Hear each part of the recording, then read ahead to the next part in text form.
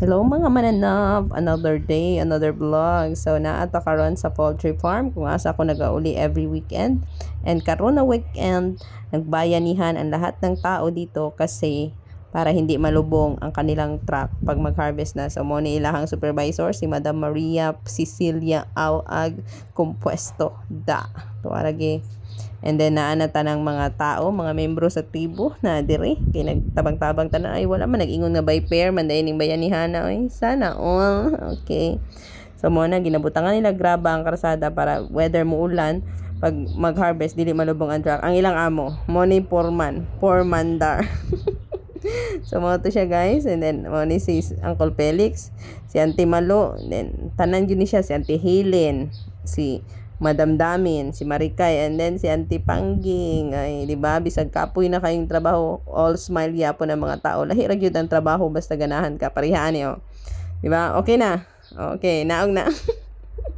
Ang dili bitaw to for video purposes ra oy. Tabang gyud na siya. Ayon ninyo na daog-daogan na akong manghod. Oh.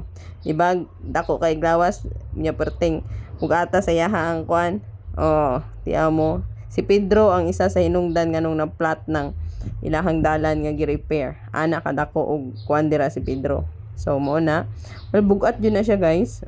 Dili lang na siya sayon-sayon nga kuan. Bugat jud siya kay graba man siya. Anong kabalo ko nga bugat based sa tinanawan ako sila. Wala mo kunin tabang ana, nag-video raman ko kay for content purposes raman gud ni kay ug madato ko kuan may magmukbang man mi basta kuan na. Basta si tawagan basta masulduhan ako ni Meta. Pero samtang karon nga wa pay sweldo, kuan sa bayanihan sa tirada ni. So even ang mga anak nagatabang pod, nagtabang mostly ang mga bata dire. So para gyud ni siya sa tanan na ay mga 7 ka families dire sa sulod sa among poultry farm. And then mura na jud siya dako nga isa ka pamilya pod mi diri tanan nga nagpuyo. So 10 acres wide and mura na gyud mo mag-igsuon tanan dire. So si Madam, then ang busing oh, hanga kay siya. Tulo ra ba ito kasako yung gidala pero hanga kay siya.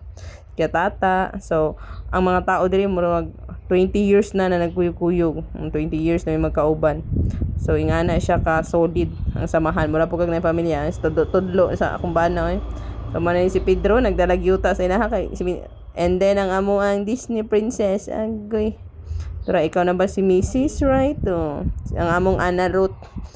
That's it. Bye. Thank you for watching.